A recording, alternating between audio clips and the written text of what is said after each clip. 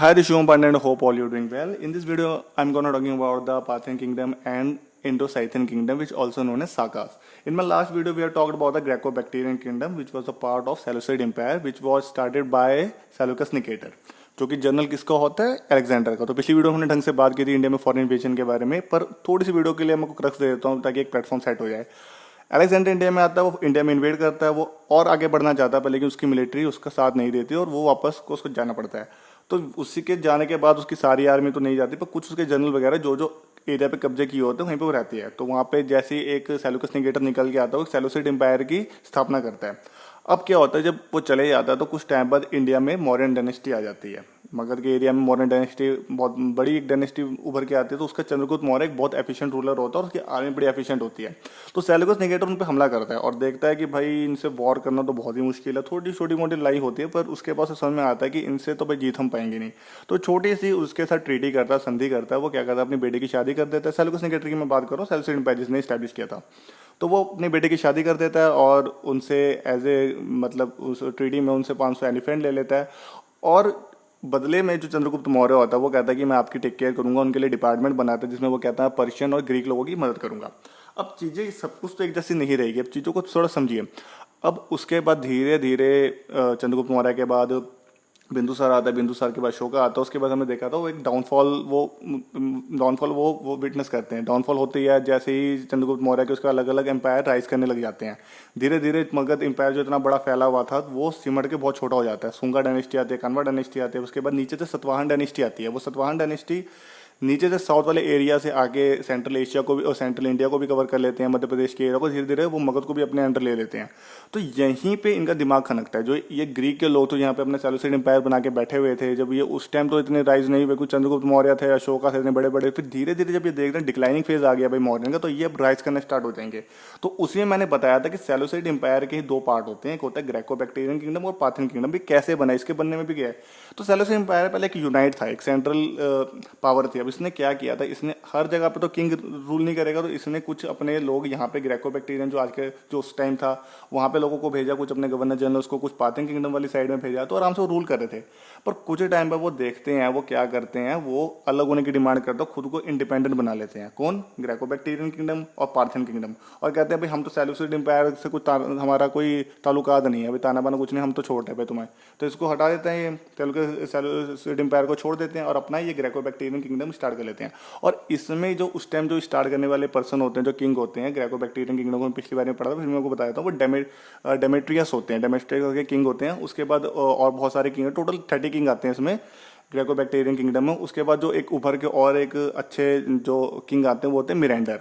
तो मिरेंडर बहुत important king होते हैं। उनके बारे में एक बहुत इंपॉर्टेंट क्वेश्चन बन जाता है मिलंद पानो, कि मिलंद पानो किसके बारे में लिखे, क्योंकि मिरेंडर को मिलंद के नाम से भी जाना जाता था, ये इंडिया में प्रसिद्ध थे। तो मिलंद पानो बुक उनके बारे में लिखी गई है, जिसमें कि उनके एक बुद्धिस्ट जो फिलोसफर होते हैं, सेज होते हैं, नागसेन, उनके साथ उनकी कन्वर्सेशन, उनके डायलॉग हैं। तो ये यूपीएससी में भी ये क्वेश्चन आया था कि मिलन पानो कहाँ लिखी है। तो मिलन पानो मिरेंडर के नाम, मिरेंडर के उसमें लिखे, जो अपने ग्रेको बैक्टीरियन किंगडम के एक किंग थे, जिसमें उनकी कन्वर्सेशन और डायलॉग है किसके साथ, नागसेन के साथ। तो ये यहाँ पे उसको खत्म करते हैं, बात करते हैं हम। आज हम बात करेंगे पार्थियन किंगडम और उसकी।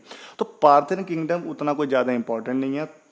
पार्थियन किंग में कोई इतने एफिशिएंट रूलर नहीं है इतना। बस इन्होंने क्या किया, इंडिया में एंट्री मारी और कई लोगों को तंग किया, काफ़ी एम्पायर को तंग किया। ये खुद ग्रेको बैक्टीरियन को भी तंग करते हैं। मान के चलिए कि ये सेल्यूसिड एम्पायर से ही निकले, ये भी ग्रीक है, ग्रेको बैक्टीरियन, पार्थियन वाले भी ग्रीक है, पर लेकिन एक दूसरे को तंग कर रहे हैं कि भाई अब लैंड के पीछे तो लड़ाई होगी। इंडिया एक सोने की चिड़िया है, यहाँ से चीज़ें लेके तो जानी है उन्होंने, चीज़ों को यूज़ तो करनी है। तो भाई एक दूसरे को ही अपने तंग कर रहे हैं, कभी इंडिया में और किसी एम्पायर को तंग कर रहे हैं, कभी किसको कर रहे हैं, कभी किसको कर रहे हैं। ठीक है, तो ये सारी चीज़ें हैं।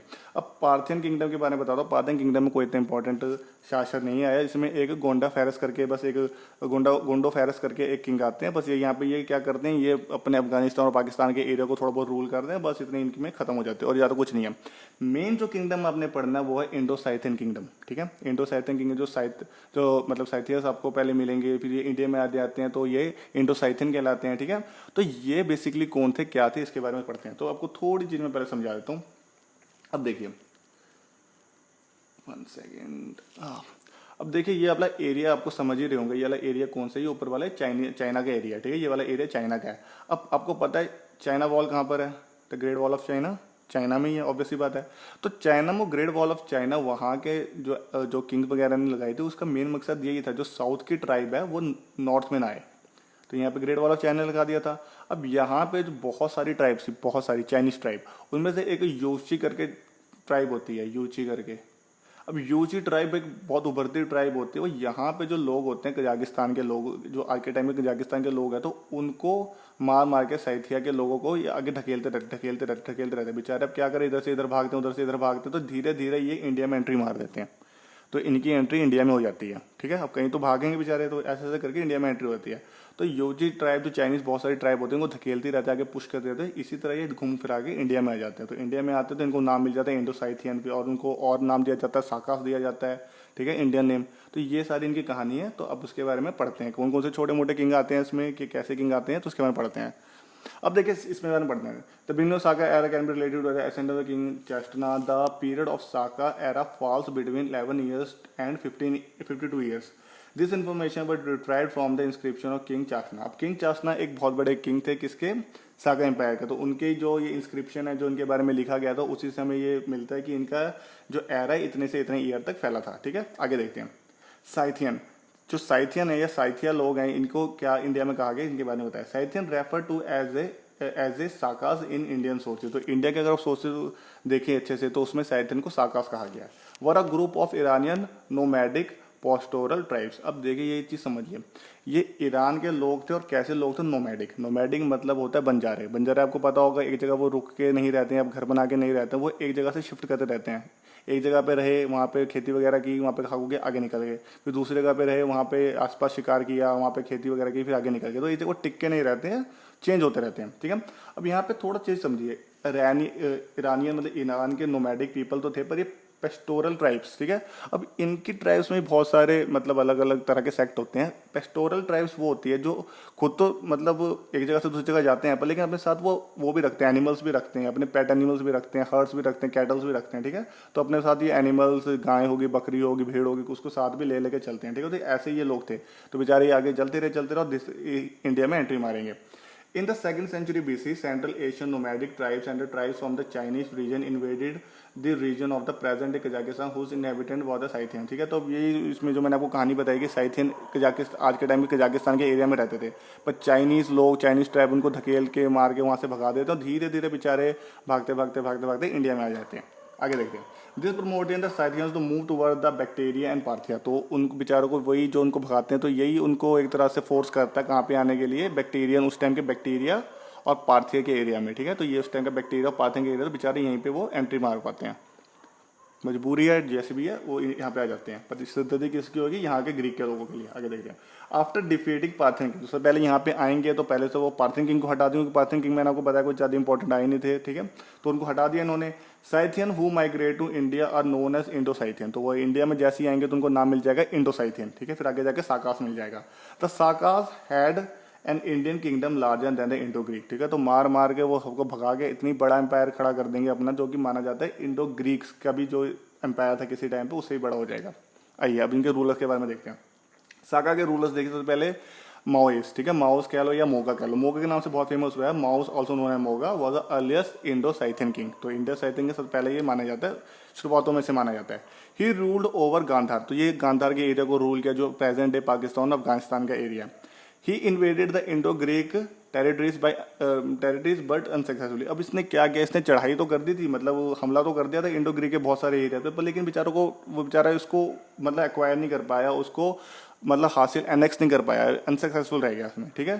तो इसने इन्वेड किया था पर अनसक्सेसफुल रह गया उसके एरिया को एक्वायर करने में, बहुत सारी टेरिटरीज को एक्वायर करने में। His capital was Sirkap. अब ये बहुत इंपॉर्टेंट है, ये मैंने क्वेश्चन भी कहीं देखा था, तो ये पूछ लिया जाता है कि साकास का जो रूलर था मोगा, तो उस टाइम पे इसकी कैपिटल कौन सी थी, क्योंकि थोड़ा सा अलग सा हो जाता है, तो इसमें से इतना कुछ ज़्यादा पूछना बनता नहीं है। तो इससे ये पूछा था उस टाइम की कैपिटल कौन थी। तो ये पंजाब और पाकिस्तान, पाकिस्तान में भी आपको पंजाब, मैंने पिछली वीडियो में बताया था। इंडिया के एरिया में पंजाब, उससे बड़ा पाकिस्तान के एरिया में पंजाब चला गया आफ्टर द पार्टीशन। तो वहाँ का एक एरिया था सिरकाब, वो इसकी कैपिटल थी। आगे देखते हैं। Many coins issued by the Maues या Moga have been found, they contain Buddhist and also Hindu symbol. तो बहुत सारे कॉइन्स में जिसमें बुद्धिस्ट और हिंदू के सिंबल मिले हैं। The language use in this coin were Greek and Kharosthi. तो इसमें बायोलिंगुअल लैंग्वेज दो लैंग्वेज में यूज हुई है, ग्रीक भी मिली है और करोस्टी भी मिली है, ठीक है। His son Azes one acquire the remaining Indo Greek territories by defeating Hippostratos, ठीक है, हिप्पोस्टेटोस। अब क्या इसके ना आगे दो बच्चे आते हैं, एक एजिस वन आएगा फिर एक एजिस टू भी आएगा, ठीक है। तो ये क्या करता है, जो रिमेनिंग जो बचा गए थे जो ग्रीक के जो टेरिटरी से एक्वायर करना, जो बेचारा ये कर नहीं पाया जो पहले के रूलर्स है, तो वो बाकी इसका बेटा कर देता है कसर पूरी। तो वो किसको डिफीट करके, नाम यहाँ पे अभी याद रखते थे, हिप्पोस्टेटस को हटा के उसको डिफीट करके वहाँ की अलग अलग बाकी की रिमेनिंग टेरिटरी एक्वायर कर लेते हैं। आगे जो हमारे किंग आते हैं इंपॉर्टेंट वो होते हैं चाशना किंग। तो वैसे बहुत सारे आए थे पर हम इंपॉर्टेंट पढ़े हैं Chastana. He was the Saka ruler of Western Satraps. अब पिछली अपने सतवाहन की डायनेस्टी को याद करें, सतवाहन डायनेस्टी में एक किंग आते हैं गौतमीपुत्र सतकर्णी, वो भगा भगा के मारते हैं वहाँ के किंग का होते हैं नहापना के किंग को, और वेस्टर्न शात्रा को पूरा वो एक्वायर कर लेते हैं, ठीक है। तो ये यहाँ पे याद रखिए। तो इन्होंने भी एक तरह से उनको तंग किया, उन्होंने भी उनको तंग किया, कभी वो जीतते थे कभी ये जीतते थे, वो रूलर्स पे डिपेंड करता है। एक रूलर आया उसने वो वाले एरिया को जीत लिया, फिर दूसरा रूलर आया उसने उस एरिया को जीत लिया, ये सभी चलता रहता है उस टाइम। तो देखिए इसमें हमने पहले इसमें मैंने ये बताया साका रूलर था तो Western Satrap dynasty who ruled over Ujjain. तो ये वो रूलर था जो वेस्टर्न सात्राप्स में आता है, स्त्रापास में आता है, जो रूल कौन सी करता है एरिया, उज्जैन के एरिया को। उज्जैन कहाँ पे है, हमारे मध्य प्रदेश में। The Saka era is believe to have started in ascension to power in 78 AD. Ascension to power का मतलब है कि जब अपनी पावर की पीक पे मतलब ऊंचाइयों पे कब आए, ये 78 एडी के टाइम पे ये अपनी साका का जो एरा है ये ऊंचाइयों पे अपने पावर पे आता है, ठीक है। तो पेटोलमी मेंशन हिम, तो पेटोलमी नाम के पर्सन ने इसको मेंशन किया एज ए थिएथन्स और थेस्थन्स। तो ये इनको अलग अलग टाइटल मिलते रहते थे। तो ये पेटोलमी नाम के पर्सन ने इसको ये मेंशन किया। He was a founder of the one of the major Saka Kshatrapa dynasty in north west. तो नॉर्थ वेस्ट में एक बहुत मेजर क्षात्रापा डायनेस्टी को बना था जिसका नाम क्या था, भद्रमुखास, ठीक है, भद्रमुखास एक डायनेस्टी में था। अदर डायनेस्टी वाज कॉल्ड क्षात्रास, ठीक है, क्षात्रास एंड इंक्लूडिंग द किंग नहापना। तो मैंने को बताया था किंग नहापना होते हैं, ठीक है। तो वो क्षात्रास डायनेस्टी के होते हैं, क्षात्रास डायनेस्टी के, जिसको कौन डिफीट करता है, who was defeated by the Satavahana king Gautamiputra Satakarni, ठीक है। तो ये यहाँ पे आ गया। तो गौतमीपुत्र सतकर्णी किसको डिफीट करता है, नहापना को। पिछली वीडियो मेरी सतवाहन डायनेस्टी देख सकते हो, मैं सारा कुछ बताया इसके बारे में, ठीक है। उसके बाद एक बहुत इंपॉर्टेंट किंग आते हैं रुद्रदमन वन। इसके बारे में बहुत क्वेश्चन आते हैं, जो अगर मैं बताऊं इस एरा में अगर किसी किंग के बारे में क्वेश्चन पूछेगा तो रुद्रदमन वन के बारे में पूछेगा। He is consider the greatest king of Saka ruler, ठीक है। He is from the western Kshatrapa dynasty. तो अब देखिए ये भी थोड़ा मैं चीज़ आपको बता दूं कि जो ये इंडोसाइथियन आए थे, जो साका डायनेस्टी, ये तो बहुत जगह फैली हुई थी। ये हमारे नॉर्थ साइड में फैली हुई थी, जहाँ पे मैं आपको कहूँ आज के टाइम में पाकिस्तान वगैरह अफगानिस्तान वाला एरिया। फिर ये वेस्टर्न साइड ही फैली हुई थी, मिडल में फैली हुई थी, सेंट्रल वाली साइड में फैली हुई, तो हर जगह पे ये फैली हुई थी। फिर आपके उज्जैन वाली साइड में, तक्षशिला वाली साइड में, बहुत बहुत जगह पे, डेक्कन वाली साइड में, हर जगह पे फैली हुई थी। अलग अलग उसमें रूलर उभर के आते हैं। तो ये जो पर्टिकुलर रूलर थे रुद्रदमन वन, ये कहाँ के थे, ये वेस्टर्न क्षात्राप डायनेस्टी के थे। He was the grandson of Chastana. तो चेशना जो किंग था उसके ये ग्रैंड सन है, ठीक है। हिज किंगडम इंक्लूड, अब इसके किंगडम में क्या क्या आता था, कोंकण, नर्मदा वैली के, देखिए कोंकण वाला एरिया गोवा वाला एरिया है, नर्मदा वैली आपका सतपुरा, नर्मदा जो ये क्या कहते हैं, सतपुरा और विंध्यास रेंज जो आपके मध्य प्रदेश का एरिया, वो वाला एरिया है। काइटवाड़ आपका गुजरात वाला एरिया है, और other part of Gujarat and Malwa, Malwa भी मध्य प्रदेश वाला एरिया है। तो गुजरात के अलग अलग पार्ट और मालवा वाला, तो ये यहाँ पे इसका किंगडम फैला हुआ था। ही conducted the repair work of Sudarshan lake. इसको आप वेरी वेरी इंपॉर्टेंट मार्क कर लीजिए, ये क्वेश्चन पूछा था। सुदर्शन लेक है, ठीक है, सुदर्शन लेक को बनाया किसने था, चंद्रगुप्त मौर्य ने। इसको रिपेयर वर्क, इसको रिनोवेट किसने किया था, हमारे भाई साहब इसने, ठीक है, रुद्रदमन वन ने, ठीक है। तो ये कहाँ पे, काइटवाड़ गुजरात में ये lake. He married a Hindu woman and had converted to Hinduism. भाई साहब एक हिंदू वुमन से शादी करेंगे और खुद को अपने हिंदुइज्म में कन्वर्ट कर लेंगे। He also issued the first long inscription in ChaSTE Sanskrit. ChaSTE Sanskrit का मतलब होता है प्योर, ठीक है, एक प्योर, एक अच्छी भाषा में, पूरा प्योर भाषा में ये एक बहुत लॉन्ग इंस्क्रिप्शन लिखते हैं संस्कृत में। He took up the title of Mahakshatrapa, Mahakshatrapa, बीच बीच में ऐसी चीजें आ जाती है बोलने में थोड़ी कंफ्यूजन रहती है, माँ का क्षत्रपा, ठीक है। तो इसने एक टाइटल भी टुकअप किया था जिसको महाक्षत्रपा कहा जाता है। आफ्टर बिकमिंग अ किंग, तो किंग बनने के बाद वो ये टाइटल को टुकअप कर रहा है।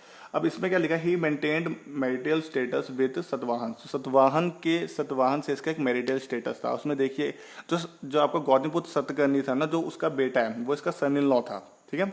अब ये भी माना जाता है कि गौतमीपुत्र सतकर्णी को ये एक बार डिफीट भी कर देता है, पर उसको छोड़ देता है क्योंकि वो उसके रिलेशन में आता है, सन इन लॉ होता है। तो he maintain a marital status with Satavahana, Satavahana से इसका एक मैरिटल स्टेटस था, शादी की थी इसने वहाँ के एक प्रिंसेस से। तो वशिष्ठी पुत्र Satakarni was his son in law, तो वशिष्ठी पुत्र सतकर्णी, आपको मैंने सतवाहन की एक इंपॉर्टेंट चीज बताई थी कि उसमें वो अपनी माँ का नाम पहले लगाते हैं, जैसे वशिष्ठी पुत्र लगाया, ठीक है, वशिष्ठी उनकी माँ का नाम होगा, उसका पुत्र Satakarni was his son in law, तो उसका सन इन लॉ कौन लगता है, Vasishthiputra Satakarni. But he also fought numerous wars with them, but लेकिन वो उससे बहुत लड़ा, ठीक है, मैंने आपको बताया था इससे लड़ता भी है, एक बार उसको पकड़ भी लेता है, फिर लेकिन छोड़ देता है कि उसका सन इन लॉ है। तो यही है कि इनकी शादियां चलती रहती थी, पर लेकिन बाद में अब शादियां क्या, भाई भाई को मार रहा है किंग के बनने के लिए, बाप को मार रहा है, तो फिर ये तो फिर भी खून के रिश्ते नहीं है, तो वो एक दूसरे से लैंड के पीछे लड़ी पड़ते थे हर तीसरे दिन। He regained through the conquest most of the territory previously under Nahapana. अब नहापना ये क्या कह रहा है कि इसने जो गेन किए हैं टेरिटरी, तो ये कॉन्क्वेस्ट करके गेन करता था, ये नहीं कि मैं टिमोरियन एनालिसिस कर, नहीं, लड़ूंगा, लड़के मैं छीन लूंगा भाई टेरिटरी आपसे हरा के, ठीक है। तो of the territory previously under the Nahapana, Nahapana के एरिया में जो टेरिटरी थी उसको ये कॉन्क्वेस्ट कर लेता है, किस तरह, लड़ करके। He supported Sanskrit literature and culture arts, तो इस भाई ने सपोर्टेड किसको किया है, इसने संस्कृत को भी, लिटरेचर को भी सपोर्ट करते हैं और कल्चरल आर्ट्स को भी सपोर्ट करते हैं। It was during the Rudra Daman reign that युवनेश्वरा, युवान किनको कहा था, ग्रीक को, ठीक है, Yavaneshvara the Greek writer lived in India and translated Yavanajataka from the Greek to Sanskrit. तो एक युवनेश्वरा के टाइम में ये था दैट ग्रीक, एक जो युवनेश्वर है ग्रीक राइटर था, उसने एक जो बुक है युवजंतका, उसको ग्रीक से संस्कृत में वो किया था, ट्रांसलेट किया था, ठीक है। तो आगे मैंने दिखा रखा है यहाँ पे रुद्र, ये आपकी ये लेक है और ये उनकी बुक है, ठीक है। तो ये भी आ सकता है कि कौन सी बुक किससे हुई थी, ग्रीक से वो संस्कृत में ट्रांसलेट हुई थी, तो किनके टाइम में हुई थी, इनके टाइम में हुई थी, ठीक है। तो इनका नाम भी अभी आ सकते हैं, युवाजंतका, ठीक है। तो यही है इनके बारे में। आगे देखते हैं, बस उसके बाद कोई एफिशिएंट रूलर नहीं आ पाता, तो धीरे धीरे इसको ये जो साका डायनेस्टी धीरे धीरे खत्म होती रहती है। Saka empire started declining after the defeat at the hands of Satavahana empire Gautamiputra Satakarni. तो आपको जैसे मैं बताया था, गौतमीपुत्र सतकर्णी वेस्टर्न पूरे सतरहाब को खत्म कर देंगे, पूरा उसको जड़ से हिला देंगे, तो ये सारा कुछ वो खत्म हो जाता है, तो धीरे धीरे वहाँ से डिक्लाइनिंग फेज स्टार्ट हो जाता है। Saka rule in north west and north west India and Pakistan came to then after the death of the Azes two. तो जैसे मैंने बताया था आपका, पहले जो मोगा होते हैं उसके दो बेटे आते हैं, एजिस वन और एजिस टू। एजिस टू के मरने के बाद, उसकी डेथ के बाद कोई भी इतना अच्छा रूलर आता नहीं। और वैन द रीजन कमांडर खुशान, तो खुशान भी आगे आएंगे, खुशान के बारे में अगला लेक्चर होगा, तो खुशान हटा देते हैं उनको उसमें। तो मैंने आपको जैसे बताया था कि जो इनका जो ये शाकास का था, ये अलग अलग जगह पे फैले हुए थे, वेस्टर्न में थे, सेंट्रल में थे, नॉर्थ वाली साइड थे, तो अलग अलग जगह पे। यहाँ पे पहले ऊपर जो वेस्टर्न जो आपका एरिया है, यहाँ पे तो सतकर्णी ने हरा दिया इनको, फिर नॉर्थ वाले एरिया में खुशान आ जाते हैं। फिर आगे देखते हैं, in western India their rule come to the end of, western की बात कर रहा है, come to the end 4th century AD when the last western satrap Saka ruler Rudrasimha III was defeated by the Chandragupta II of the Gupta dynasty। बहुत important king था Gupta dynasty का, तो ये उनको हरा देता है, वेस्टर्न में इनका यहाँ पे खत्म हो जाता है। तो अलग अलग जगहों पे इनका जो इन्होंने फैलाया होता है, अलग अलग रूलर यहाँ पे अच्छे अच्छे होते हैं जो जिनको डिफीट कर दिया जाता है, उसके बाद धीरे धीरे डिक्लाइनिंग फेज में आके ये खत्म हो जाता है, ठीक है। तो यहीं तक हम पढ़ेंगे, इसके बाद हम खुशान डायनेस्टी को लेके आएंगे। Thank you for your patience.